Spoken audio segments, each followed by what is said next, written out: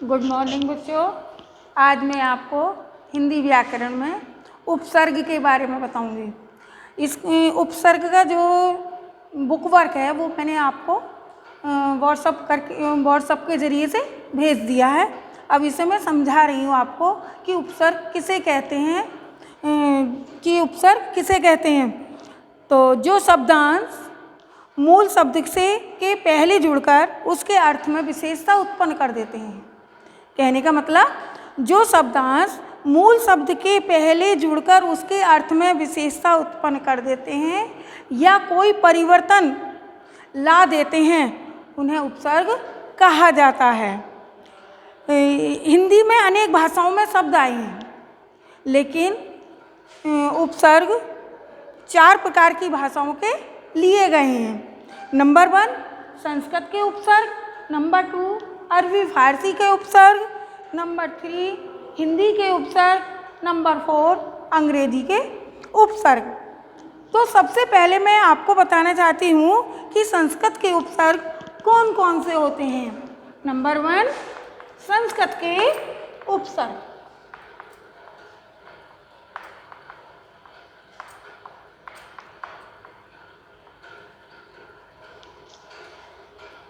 देखिए, उपसर्ग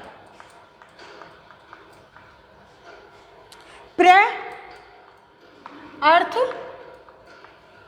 इसका हुआ अधिक या आगे, अधिक या आगे। उदाहरण इसका बना प्रक्रिया,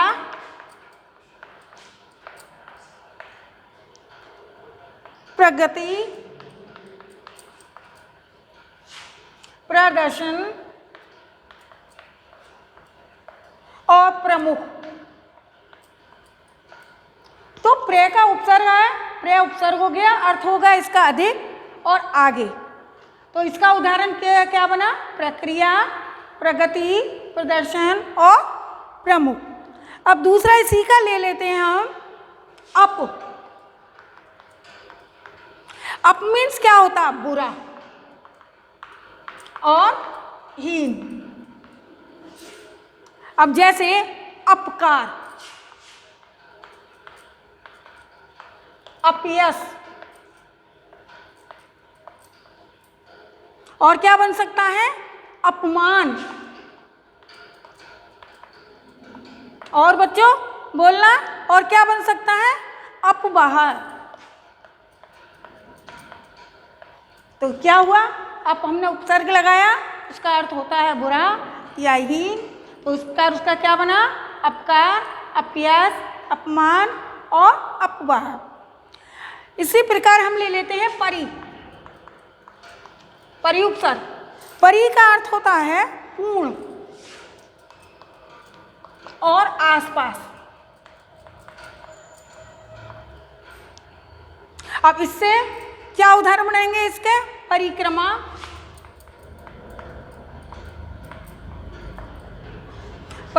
परिमाण,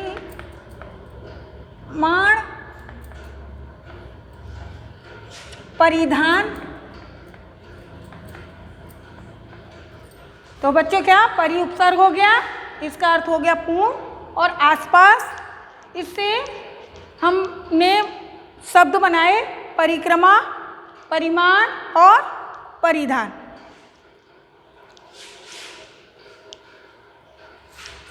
और भी हैं संस्कृत के उपसर्ग, जैसे प्रति,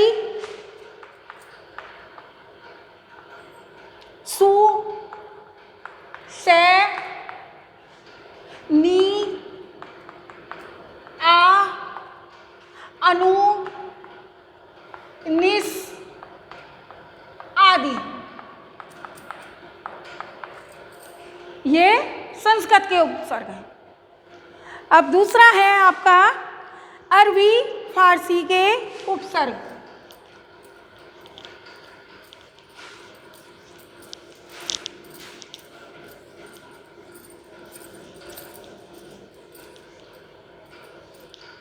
दूसरा है अरबी फारसी के उपसर्ग।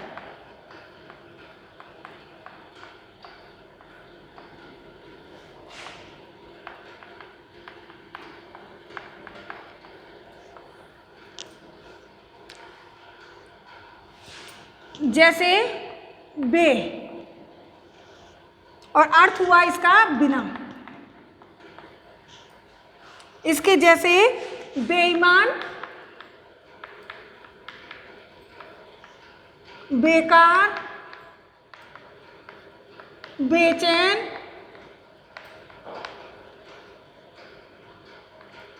आदि।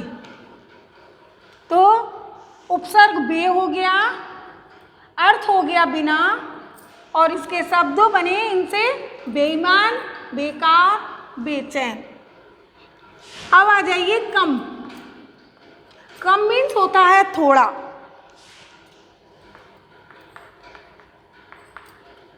अब इससे बनते हैं शब्द कमजोर, कमसीन, कम अकल।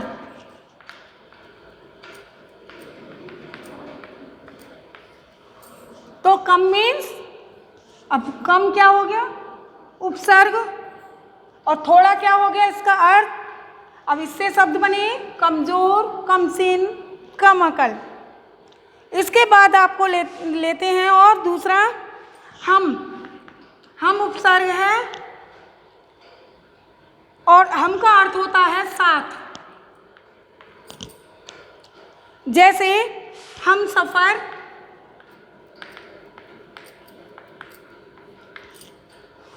हम जोली,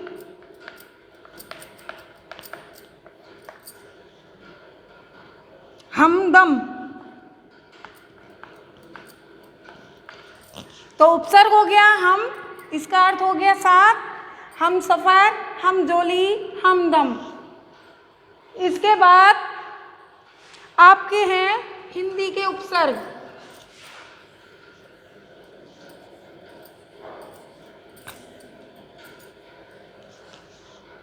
इसमें और भी उपसर्ग हैं अरबी फारसी के, जैसे ला, बिना, हर, दर, आदि। अब आपके आगे आएंगे हिंदी के उपसर्ग।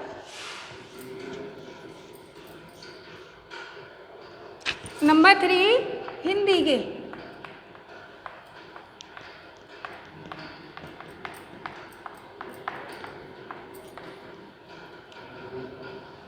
इसमें अध उपसर्ग हो गया, आधा इसका अर्थ हो गया। अध मीन्स आधा। अध खिला, अध खिला। अध पका, तो इससे अध उपसर्ग हो गया, इसका अर्थ हो गया आधा। अब इससे शब्द बने अध खिला और अध पका। इसके बाद आ गया आपका भर। भर उपसर्ग का क्या हुआ? भर मीन्स पूरा। भरपेट, भरसक और भरपूर।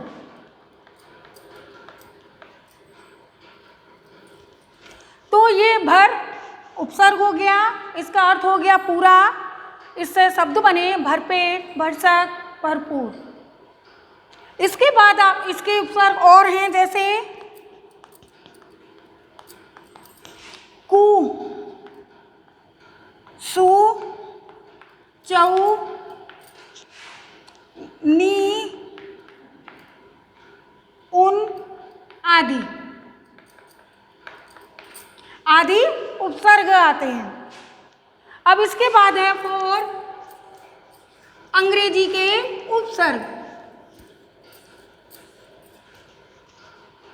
नंबर 4 है अंग्रेजी के उपसर्ग।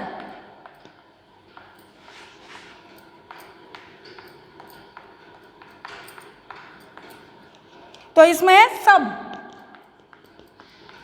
सब उपसर्ग हो गया, और सब इसका अर्थ हो गया अधीन या नीचे।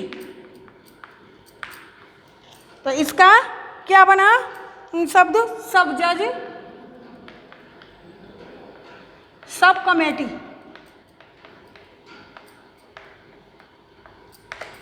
तो बच्चों सब तुम्हारा उपसर्ग है, इसका अर्थ हो गया अधीन, और नीचे इससे वाक्य शब्द बना सब जज और सब कमेटी। जनरल, जनरल का अर्थ हो गया मुख्य, जैसे जनरल मैनेजर।